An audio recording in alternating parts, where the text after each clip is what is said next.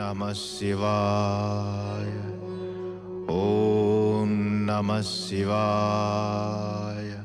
నారాయణ నారాయణ. జయ జయ బ్రహ్మదేవ. నారాయణ నారాయణ. జయ జయ బ్రహ్మదేవ. మిత్రమా నారదా, ఏమిటి పర్వత? నాకు కనిపిస్తున్నది నీకు కూడా కనిపిస్తోందా? ఆ మాటే అడుగుదామనుకుంటున్నాను. నేను ఎప్పటి నుంచో చూస్తున్నాను. కానీ దధీచి ఆశ్రమంలో ఈ సమయంలో దేవేంద్రుడు, గురు బృహస్పతి, దేవతలంతా ఏం చేస్తున్నట్టు? పర్వత, నీకెంత కనపడుతోందో నాకు కూడా అంతే కనపడుతోంది. దీన్ని గురించి నీకెంత తెలుసో నాకు కూడా అంతే తెలుసు. అయితే మరి దధీచి ఆశ్రమంలో వీళ్ళంతా ఏం చేస్తున్నారో మనకెలా తెలుస్తుందంటావు? అక్కడికి వెడితే సరి. పద వెళదాం. ఓం నమః శివాయ. ఓం నమః శివాయ. ఓం నమః శివాయ. మహర్షి దధీచికి జయము. ధన్యుణ్ణి. ఇలా విచ్చేయండి. మీ అందరికీ స్వాగతం. మీరు విచ్చేయడంతో నేడు మా కుటీరం పవిత్రమైపోయింది. ఇక్కడే ఆగిపోయేందుకు మిత్రమా నారదా, ముందుకు పదా. మిత్రమా పర్వత, ముందుగా మనం పరిస్థితిని గ్రహించి ఆపై ముందుకెడదాం. మహర్షి, మేమందరం బ్రహ్మదేవుని ఆదేశానుసారం మీ సమక్షానికి వచ్చేసాం. ఆజ్ఞాపించండి దేవగురు. తమకెలాంటి సహాయం కావాలి? మహర్షి మేము వచ్చిన పనేమిటంటే అది... ఏమిటి దేవేంద్ర? నిస్సంకోచంగా అడగండి. సంకోచించకుండా చెప్పగలిగే విషయం కాదు మహర్షి. ఎందుకంటే వృత్రాసురుడు స్వర్గలోకాన్ని బలవంతంగా ఆక్రమించుకున్నాడు.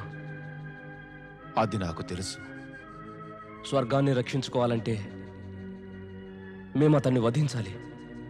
దేవతలను, స్వర్గాన్ని, అందర్నీ కాపాడటానికి అది అవసరమే. దేవేంద్రుడిక్కడికి తన హితం కోసమే వచ్చారు. అది తప్పదు కదా మహర్షి. కానీ ఇంతటి భయంకర విశాల కాయుణ్ణి, ఎంతో బలం కలిగిన రాక్షసుని చంపాలంటే మాకు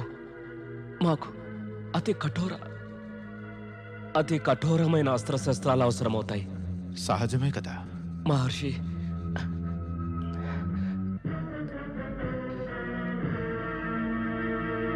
అది సహజమే, కానీ...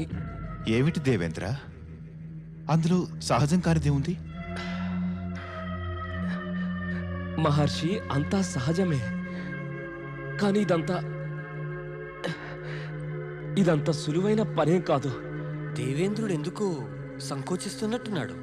నా ఉద్దేశంలో అయితే దేవేంద్ర, మీరు అనవసరంగా సంకోచిస్తున్నారు. చెప్పవలసిన సంగతి చెప్పడం కోసమై తటపటాయించి మీరు ఇంతకు ముందు చెప్పిన విషయం కూడా మర్చిపోయారు. నేను జ్ఞాపకం చేస్తాను. బ్రహ్మదేవుల ఆదేశంతో మీరిక్కడికొచ్చారు. వృత్రాసుడు బలవంతంగా స్వర్గాన్ని ఆక్రమించుకున్నాడు. అతన్ని వధించాలంటే మీకు కఠోరమైన అస్త్రశస్త్రాలు అవసరమవుతాయి. ఎందుకంటే మీ వజ్రాయుధం త్రిశురుని వధించినప్పుడు విరిగిపోయింది. ఇప్పుడు ముందు సంగతి చెప్పండి. నన్ను మీకు ఏ విధంగా సహాయపడమన్నారు? మీరు అన్ని విధాలా మాకు సహాయం... నా అభిప్రాయం ఏమంటే మహర్షి, మీరు మాకు సహాయం చేయగలరు. అన్ని విధాలుగానా? ఎలా దేవేంద్ర? కాదు, అన్ని విధాలా కాదు. కేవలం ఒక విధంగానే. దేవేంద్ర, నేను మళ్ళీ మిమ్మల్ని అర్థిస్తున్నాను. చెప్పదలచినదేదో నిస్సంకోచంగా స్పష్టంగా చెప్పండి.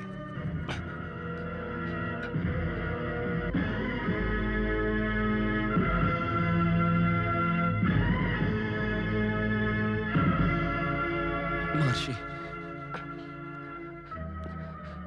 దేవగురు, మీరే చెప్పండి.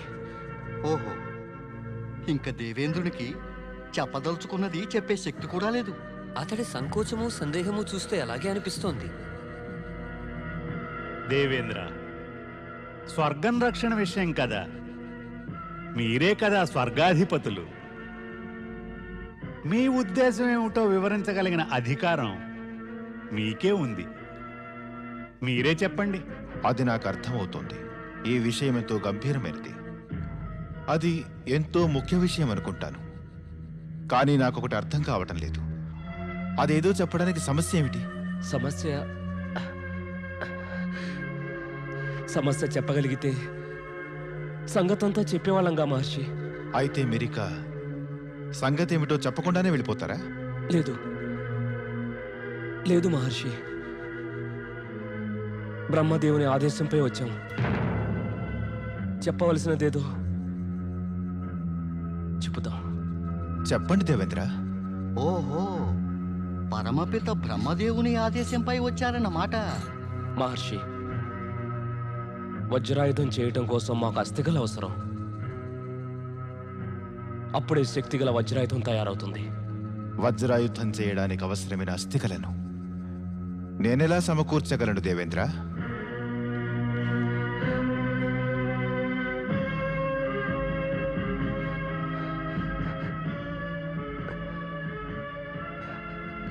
తమరే వాటిని కేవలం తమరే సమకూర్చగలరు దేవర్షి. అంటే మీకు నా యొక్క అస్థికలే అవసరమంటున్నారా? ఆ, అవును మహర్షి, అది నిజమే. మాకు తమరి అస్థికలు కావాలి వజ్రాయుధం చేయటానికి, ఆ ఉత్తరాసురుని దాంతో వధించడానికి.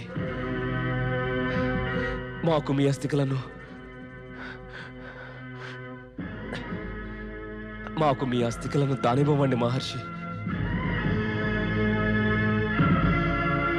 అస్థికలు దానమా? నా భర్త అస్థికలు దానమివ్వాలంట అంటే మీరు నా భర్త యొక్క మృత్యు కోరుతున్నారా? నా మాంగళ్యాన్ని మీరు మంట కలుపుతారా? స్వర్గాన్ని కాపాడాలని నా భర్తను బలి చేయదలుచుకున్నారా? మీ రక్షణకు స్వార్థానికి నన్ను దిక్కులేని దానిగా మీరు ఎందుకు సంకల్పిస్తున్నారు దేవేంద్ర?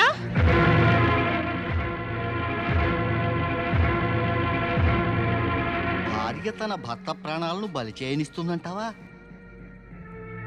మాత, మిమ్ము నిస్సహాయరాలను చేసి బాధించడం మా ఉద్దేశం కాదు. కానీ మహత్కార్యాలకై అప్పుడప్పుడు త్యాగాలు బలిదానాలు చేయాలిగా. ఉద్దేశం మహత్కార్యం. మీ సుఖాలు, రక్షణ సదుపాయాలు, మహత్కార్యాల కోసం ఇతరులకు హాని తలపెట్టడం అనేది దేవతలకు తగదు. దానవులు చేసే పనది. మరి మీరు దానవులు కారే, దేవతలు కదా. శాంతించు దేవి సువర్చల, శాంతించు. శాంతించాలా? ఈ ప్రపంచంలోని ఏ సుమంగళి అయినా కూడా తన భర్తను స్వార్థపరులు మృత్యుముఖంలోకి నెట్టడం చూస్తూ ఉండి కూడా శాంతంగా ఉండగలదా? మహర్షి, మీరు గనక ఈ ప్రపంచంలో అలా శాంతంగా ఉండగలిగిన స్త్రీనెవరినైనా ఇక్కడ తీసుకొచ్చి నాకు చూపగలిగితే అప్పుడు నేను కూడా శాంతిస్తాను. మీరు కూడా శ్రద్ధగా వినండి దేవేంద్ర. వృత్రాసురుడు చావవచ్చు, చావకపోవచ్చు కూడా. మీకు స్వర్గం మళ్ళీ లభించవచ్చు, లభించకపోనవచ్చు. వీటితో నా భర్తకు ఎటువంటి సంబంధం లేదు. వారెటువంటి దానము చేయరు. దాంతో ఆయనకు, భారీగా నాకు కలగబోయే పుత్రునికి ఏ విధమైన విపత్తు కలగకూడదు.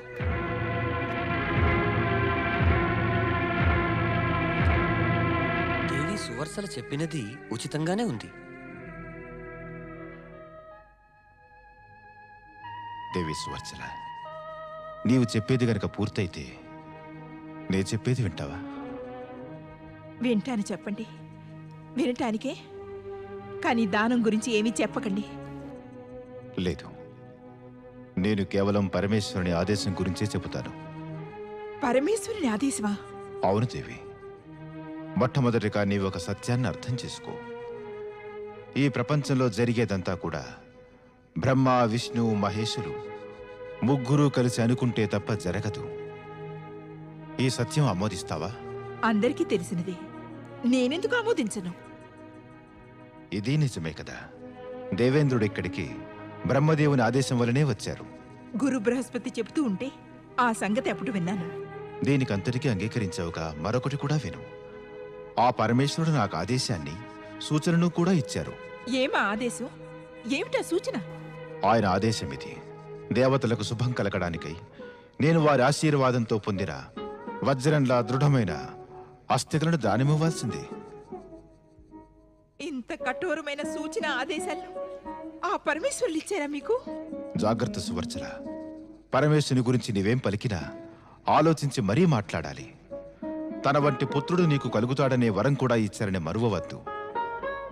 లోకహితానికై నా అస్థికల దానానికై ఆదేశిస్తే అది మనకెంతో గర్వకారణం దేవి.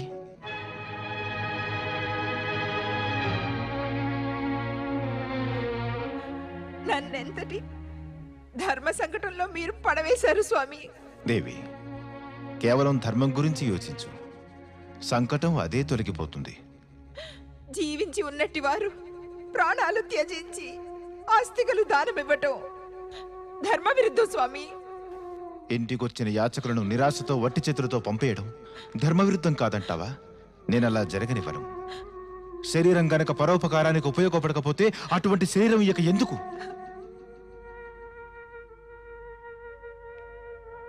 మరొక సత్యం గుర్తుంచుకో.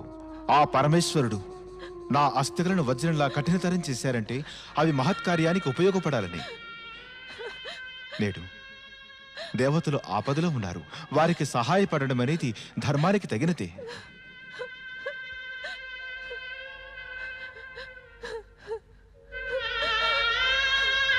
దేవేంద్ర, గోమాత కామధేనువును ఆవాహన చేయండి.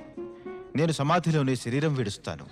ఆ గోమాత కామధేనువు నా మృత శరీరాన్ని తన నాలుకతో స్పర్శించి అస్థిపంజరాన్ని శుద్ధి చేస్తుంది. మీరు కొత్త వజ్రాయుధం నిర్మించుకోండి.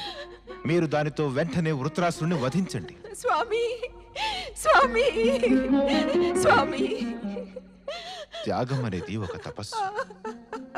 ఈ సత్యం నీవు అర్థం చేసుకుంటే నీకింకా బాధ శోకము శమిస్తాయి. ఋషి దధీచి, మీరు ధన్యులు. మీలాగా త్యాగం, పరోపకారం చేసేవారి వల్లనే భూమి తన స్థానంలో నిలకడగా నిలిచింది.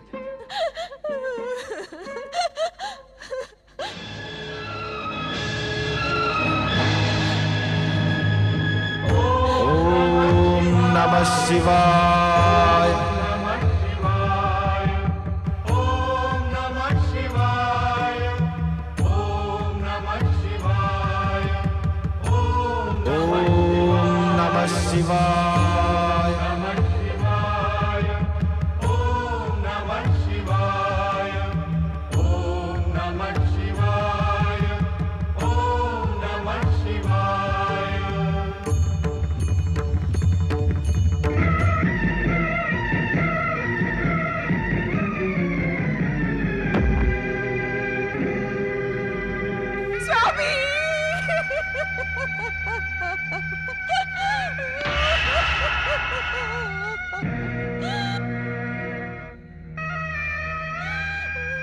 గోమాత కామధేను, మాకు మీ సహాయం అవసరం. వచ్చి సహాయం చేయండి.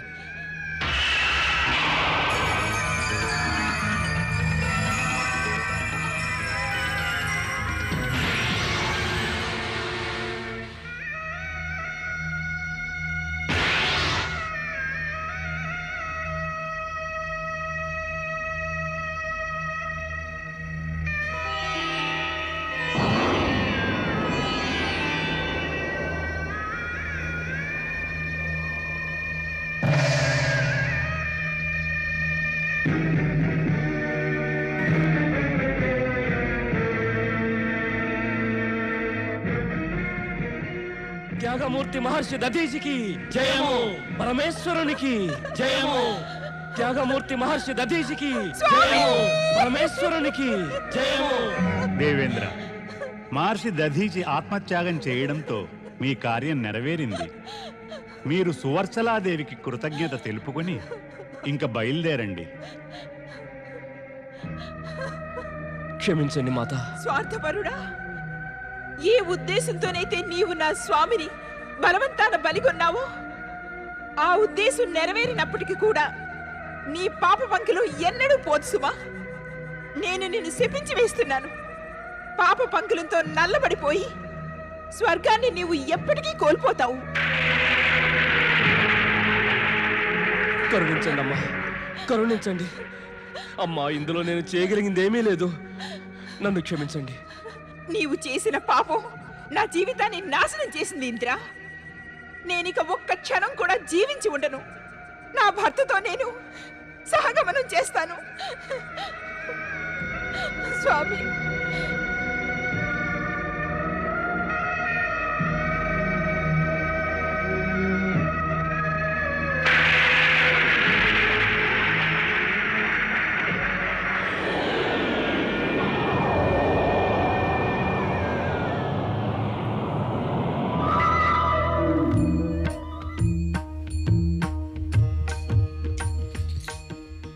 దేవి సువత్సల, త్యాగమూర్తి అయిన నీ భర్త మహర్షి దధీచి పరోపకారి. అతడు కైలాసం చేరాడు. రుద్రావతారుడైన ఒక పుత్రునికి నీవు తల్లివి అవుతావు. అందువల్ల సహగమనం ఆలోచన మానుకో. నీ పుత్రుని ఆలనా పాలన నందికేశ్వరుడు, శివగణాలు చూస్తారు. అతడు పుట్టిన పిమ్మట నీవు కూడా కైలాసం చేరుకుని నీ భర్త దివ్యాత్మలో మళ్ళీ కలిసిపోతావు. నీకు శుభం కలగాలి.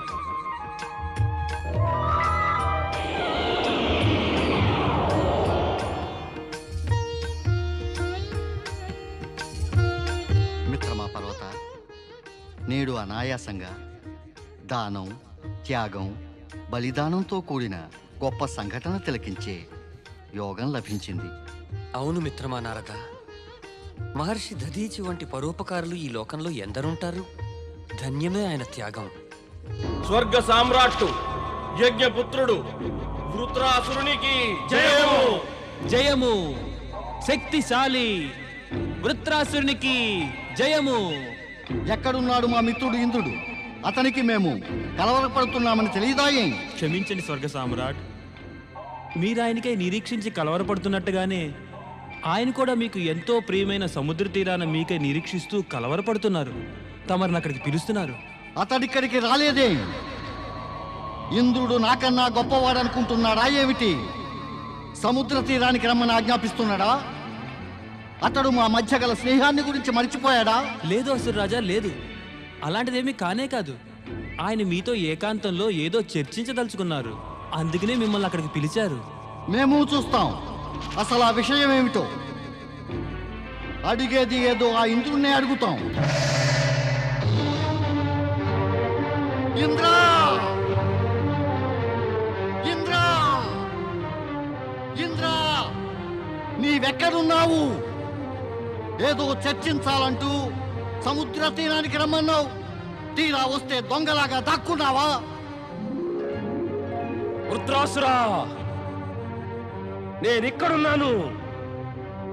నా ముందుకు రా.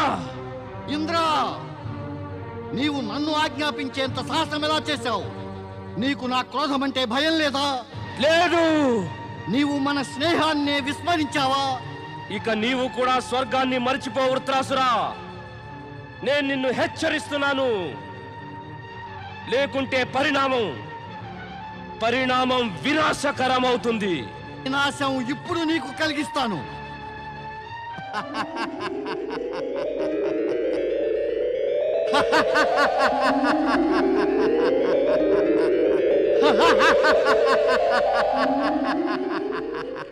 ఇంద్ర, నీవు దుష్టుడివి, విశ్వాసఘాతకుడివి.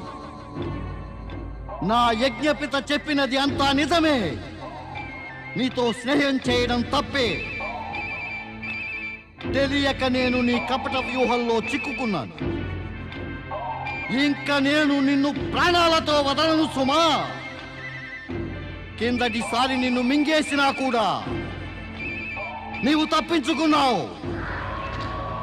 కానీ ఈ మారు నిన్ను ఇలాగే ఉన్న పళ్ళంగా నమిలి పారేస్తాను. ఇంకా నీవు పూర్తిగా సర్వనాశనమైపోవాలి.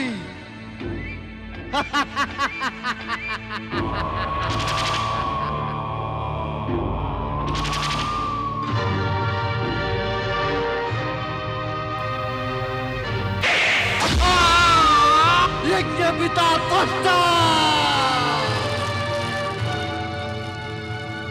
యజ్ఞపుత్ర వృత్రాసుర!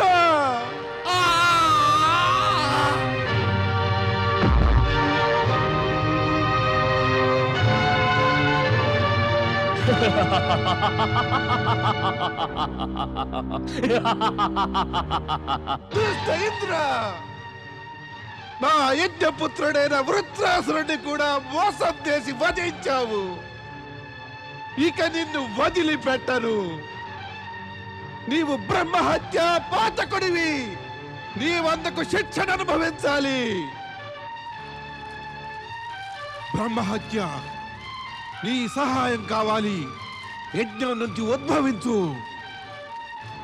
బ్రహ్మగ్రంథి విభేదిన్యై స్వాహా, విష్ణుగ్రంథి విభేదిన్యై స్వాహా, శ్రీమత్ సింహాసనేశ్వర్యై స్వాహా, అనేక కోటి బ్రహ్మాండ జనన్యై స్వాహా, అనేక కోటి బ్రహ్మాండ జనన్యై స్వాహా.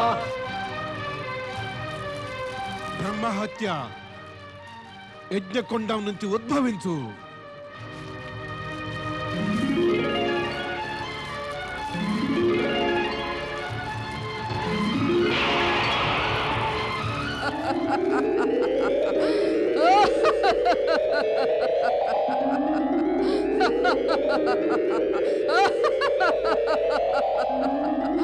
నేను బ్రహ్మహత్యను వచ్చాను. నాకేమి ఆజ్ఞనిస్తారు త్వష్ట ఋషి? బ్రహ్మహత్య,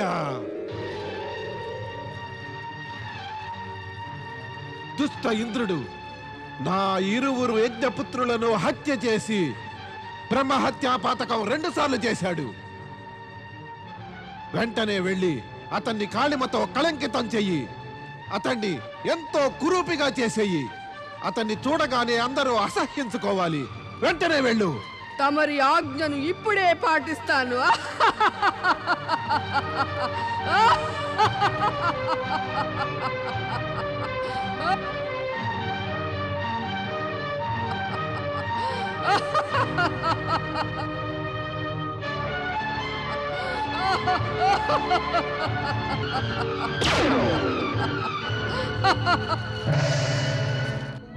ఏమైంది? ఏమైపోయింది? నేను ఇంతకన్నా నల్లబడిపోయాను. నేను నల్లబడిపోయాను. నేను నల్లబడిపోయాను. నేను నల్లబడిపోయాను.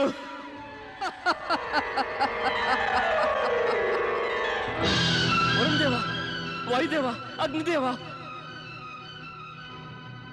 ఎవరు? దేవేంద్రులా? చూశారుగా పాప ఫలం ఏమిటో. మీ పాపాలకు ఫలితం మీ శరీరంపై కనబడుతోంది దేవేంద్ర. ఇక మీరు స్వర్గంలో ఉండటం ఉచితం కాదు దేవేంద్ర. మీరు ఇక్కడ ఉంటే స్వర్గంలో దేవతలకు ఇదే గతి పడుతుంది. వెళ్ళిపోండి ఇక్కడి నుంచి.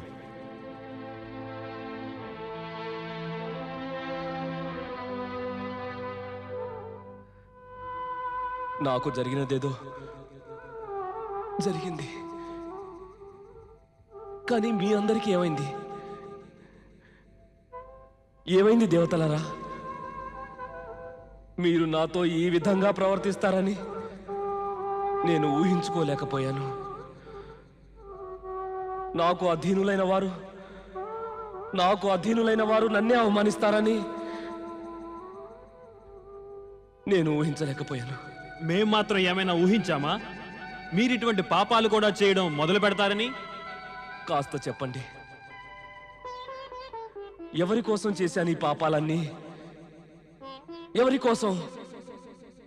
నా కోసమా?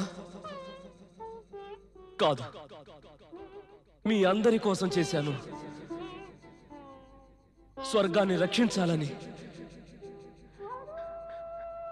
ఇందులో నా వ్యక్తిగత స్వార్థం అంటూ ఏమీ లేదు. ఇందులో నా వ్యక్తిగత స్వార్థం లేదు. నాకు ఈ దుర్గతి కలిగాక మీరంతా పెడమొగం పెడుతున్నారా? నాకు ఆపద కలిగినప్పుడు నాకు సహాయపడటం మీ అందరి కర్తవ్యం కాదంటారా? పెద్ద పెద్ద మాటలు చెప్పి మమ్మల్ని ఏమి మభ్యపెట్టబోకండి దేవేంద్ర. మోసంగా ప్రవర్తించడంలో మీ వ్యక్తిగత స్వార్థం ఏమీ లేదంటారా? స్వర్గాన్ని మమ్మల్ని కాపాడే నెపంతో మీరు మీ పాపాలను కప్పిపుచ్చుకోవడం వ్యర్థమే దేవేంద్ర. ఇక వెంటనే మీరు ఇక్కడి నుంచి వెళ్ళిపోవడమే మంచిది. లేకుంటే మిమ్మల్ని వెంటాడుతూ ఉన్న ఆ బ్రహ్మహత్య హాని కలిగిస్తుంది. వెళ్ళండి, వెంటనే ఇక్కడి నుంచి వెళ్ళిపోండి. అవును, వెంటనే వెళ్ళిపోండి. గురు బృహస్పతి, గురుదేవా, గురుదేవా, గురు బృహస్పతి, దేవగురు, దేవగురు, నన్ను మీరే కాపాడాలి దేవగురు, నన్ను మీరే కాపాడాలి దేవగురు. దేవగురు, బ్రహ్మహత్య నన్ను కురూపిగా కళంకితుణ్ణిగా చేసింది దేవగురు. నాకు అధీనులై నాతో ఉంటూ వచ్చిన దేవతలంతా నన్ను అవమానించి తిరస్కరించి వేశారు. అన్ని ఘోర విపత్తు నుంచి కాపాడండి దేవగురు, నన్ను రక్షించండి దేవగురు, నన్ను రక్షించండి. మీకు పట్టిన దుర్గతి చూడలేకున్నాను దేవేంద్ర. ఏం చెప్పమన్నారు? నిజం చెప్పక తప్పదు. మీ కపటము, చేసిన పాపాల ఫలితము త్వష్టా ప్రతీకారంగా సువర్చల శాపరూపంలో ఇలా పరిణమించాయి. ఆ పాపాల్లో మేము కూడా పాలు పంచుకున్నాము. ఆ పాపాల్లో భాగం మాకు ఉంది. కానీ ఎవరైనా తన పాపాల ఫలితాన్ని తానొక్కడే అనుభవించాలి. ఆ విషయంలో ఎవ్వరూ ఏమీ సహాయం చేయలేరు. దేవగురు, ఇలా జీవితమంతా కళంకితున్నై కురూపినై ఇలా ఇలా ఉండిపోవాలా? ఈ దుర్గతి నాకెన్నడూ తప్పదంటారా దేవగురు? లేదు లేదు దేవేంద్ర, అంతగా నిరాశపడనవసరం ఏమీ లేదు. అయితే నా కష్టం ఎలా తీరుతుంది దేవగురు, ఎలా తీరుతుంది? ఆ పరమేశ్వరుడు కరుణాసింధువు, ఆయన దుఃఖభంజనుడు. ప్రపంచంలో తిరస్కృతులకు, పతితులైన వారందరికీ ఏకైక శరణదాత. దేవాది దేవుడు మహాదేవుడు. ఆయననే శరణు కోరండి దేవేంద్ర. ఆయన మీ కష్టాలు తీరే ఉపాయం తప్పక చెబుతారు. అయితే నేను పరమేశ్వరుని శరణు కోరవలసిందే. అదే తగిన ఉపాయం. సాధ్యమైనంత వరకు దేవగురువునైనందువల్ల నేను మీకు సహాయం చేస్తాను. కానీ మీరు శచీదేవి ఎదుటికి ఈ రూపంలో వెళ్ళరాదు. శచీదేవి మీ ఈ రూపం చూస్తే ఆ సంఘటనకు తట్టుకోలేదు.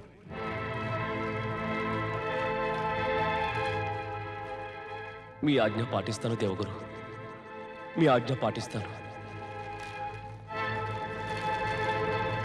దధీచి అస్థికలతో చేసిన వజ్రాయుధం, నా కిరీటం మీ రక్షణలో ఉండటం చూసి నాకు నిశ్చింతగా ఉంది.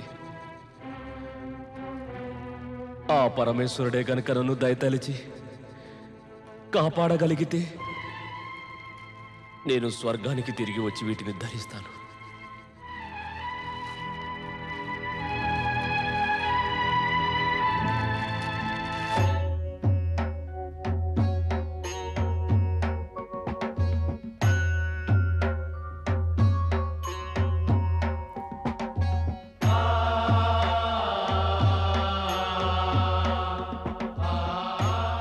పరమేశ్వరాయ నమో నమః. ఓ శివశంకర, ఓ పరమేశ, పతితుడైన ఈ భక్తుణ్ణి రక్షించండి. దేవేంద్రుడా, ప్రభు, కళంకితమై ఇలా శాపానికి గురైన దేహంతో తమ ఎదుటికి రాదలుచుకోలేదు. తమరు సర్వజ్ఞులు, అంతర్యాములు. మీ జ్ఞాన నేత్రాలతో నా ఈ స్వరూపాన్ని చూస్తున్నారు. ప్రభు, తమ శరణు కోరి వచ్చాను. నన్ను కాపాడండి మహాదేవా, నన్ను కాపాడండి. ఓ దేవేంద్ర, అదృశ్యంగా ఉండి ఎందుకు ఇలా దాక్కుంటున్నారు? మీరు ఎదుటికి రండి. మాత, స్వర్గాన్ని బలవంతంగా చేజిక్కించుకున్న వృత్రాసురుణ్ణి నేను చంపిన వెంటనే నా శత్రువైన త్వష్ట మహర్షి భయానకమైన బ్రహ్మహత్యను నాపై ఉసిగొలిపి నా శరీరాన్ని నల్లగా చేసి కురూపిగా చేసేశాడు. మాత, ఇక ఎవరికి నా ముఖం చూపించలేకుండా ఉన్నాను. నన్ను చూసిన వారంతా ద్వేషించి తిరస్కార వైఖరి చూపుతున్నారు. మాత, ఇది కైలాసం దేవేంద్ర. మీరు పరమేశ్వరుని శరణు కోరి వచ్చినవారు. సమాన దృష్టితో చూసే ఆ పరమేశ్వరుడు ఎవ్వరిని ద్వేషభావంతో చూడరు సుమా. మీరు పరమేశ్వరుని ఎదుట ప్రత్యక్షం కండి. ఆయన మిమ్మల్ని కాపాడే మార్గం తప్పక చూపుతారు. దేవాది దేవా, దేవాది దేవా, మహాదేవా, మహాదేవా. స్వర్గంలో ఏ దేవతల కోసమైతే నేను ఇదంతా చేశానో వారే నన్ను ఇప్పుడు తిరస్కరిస్తున్నారు. కేవలం దేవగురు బృహస్పతి మాత్రమే నా పట్ల దయను కృపను చూపుతున్నారు. ఆయనే నాకు ఆదేశం ఇచ్చి మీ శరణు కోరమని చెప్పారు. నన్ను కాపాడండి మహాదేవా, నన్ను కాపాడండి, నన్ను కాపాడండి.